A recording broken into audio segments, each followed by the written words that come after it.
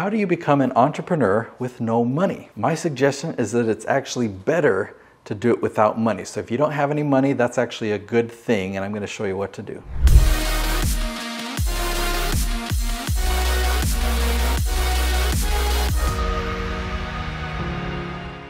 The thought of starting a new business is very exciting, and with shows that we've seen like Shark Tank and anything else, there's this allure to want to make it big and get venture capital funding, somehow take all this money and put it to work so you can get off on the right foot and you can be the next big thing. I don't know how to get rich quick, but I know how to get rich predictably. Okay, so I'm going to talk to you about a way that you don't need any money and you don't need to take all that risk, because here's the truth. Of all the stories that we see that are successful, for each one of those stories, there's probably 100 failures behind it that we don't see. Business takes a lot of work. It takes a lot of ingenuity. It takes a lot of time and investment and a lot of making of mistakes. I have a good friend. I'm going to call him Bob to protect his name, but he is a really smart guy.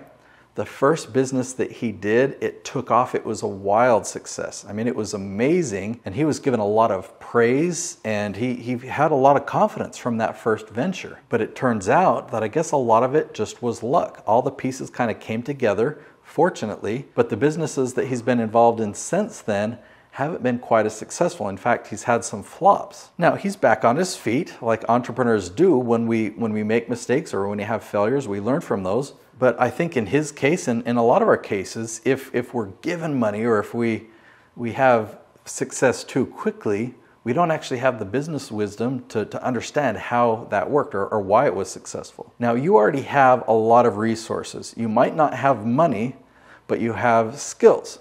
You have experience. You've got stories. There are services that you can provide. There's answers that you can give. So from all of this, all of your experience, what can you create? Or what do people come to you and ask you for advice on?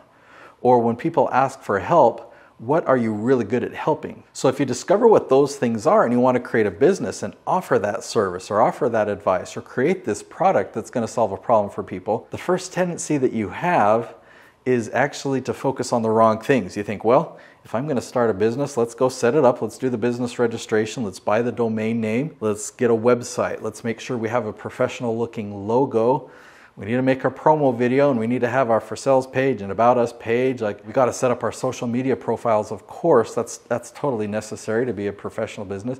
So what we focus on is looking like a business, looking like that we know what we're talking about or that we're professional, instead of making money, like creating something and offering it to somebody, seeing if they will buy it, fulfilling on it, seeing if they're happy. So if you focus on the right things, like providing a service, offering it to somebody, seeing if they're willing to pay for it, fulfilling on it, if you're focusing on that, you don't need any money to do that, because you don't need a website. You don't need all the other stuff that I talked about that costs money. What tools do you already have? Do you already have a laptop? Do you already have a phone? Do you already have feet that you can walk places or a car that you can drive somewhere? Use those resources and put them to work. So I mentioned the phone. This thing is one of your most valuable resources. Just pick it up and dial a number, even if you're not prepared, even if you think, what if I don't say the right thing? Well, you wouldn't say the right thing if you didn't pick it up and dial it. So if you pick up the phone and you dial, some of the people that you talk to will actually hire you. Some of them will buy your products, your offerings. Another shiny object that we want to do with our business is marketing and advertising. We could spend a lot of money on different ads or a billboard, or I've always wanted, and this is joking, I've always wanted to put a big inflatable gorilla on my roof because I knew it was going to bring me tons of business. There is some marketing that actually doesn't cost money. It's YouTube, okay? I'm going to give a plug for my book here. It's called A Hero's Guide to Influence on YouTube. And I put about 2 years of work into creating this book that I've put my strategy in here, teaching you how to leverage YouTube to generate leads for your business. So I'll talk more about this in a minute, how you can get it for free. Now, there is a strong desire, and man, this would be magical if you could make a post on social media, or you could create a landing page and get traffic to it and just have sales happen automatically. As much as you see Russell Brunson talking about ClickFunnels, as awesome as ClickFunnels and sales funnels are vital and important, but consider this. You can have a very well optimized landing page, that does convert and it gets sales, and you're probably going to convert 1%, maybe 2%. So out of every 100 people that land on that page, 1 or 2 people buy. But if instead you collect phone numbers and you can call them on the phone, so the same 100 people you make phone calls to is likely to get 10 or 20 or sometimes even 50% of those people to buy something from you. So if you're wanting to succeed as an entrepreneur, don't plan on a 1% conversion rate and put all your time and money into creating these awesome resources. Those resources can help you down the road, and they can help save you time and make things run more efficiently. But in the beginning, you've actually got to learn sales, and you've actually got to talk to people. Okay, so I got a question for you, okay, and you can feel free to use the information I've already given so far in this video, but how would you define a business? What makes a business legit? Is it that they have a website? Is it that they have a professional looking logo? Maybe they've got some business cards, or wow, they've got merch, or they've got swag, they've got t-shirts with their logo on it. Maybe they've got office space. Does office space make a business legit? Okay, but contrast that. What about revenue? What about sales? What about customers getting results and giving them testimonials? What about profit? Right? Because you can look at a business that looks legit, that looks professional. They've got this office space or this studio space, or they've got this company car, they've got this great branding, and they've got all this stuff.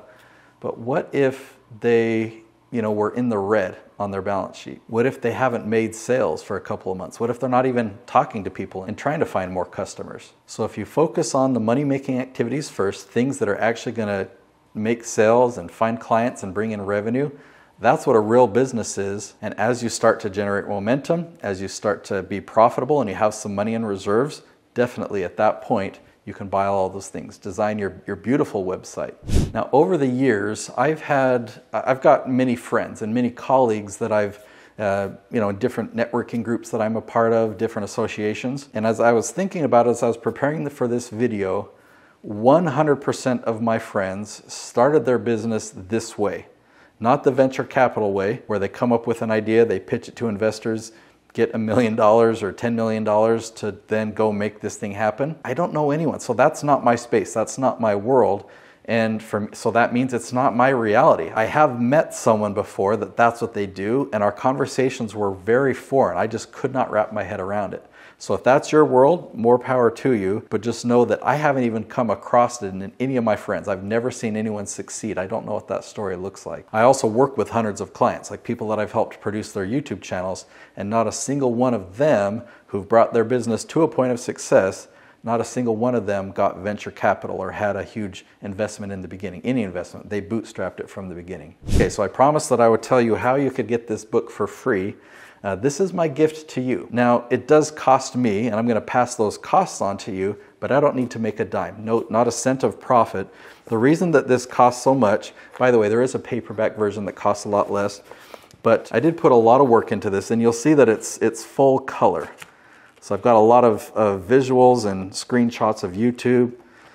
So just the fact that it's full color, the paperback cost is $11.15. That's my author cost.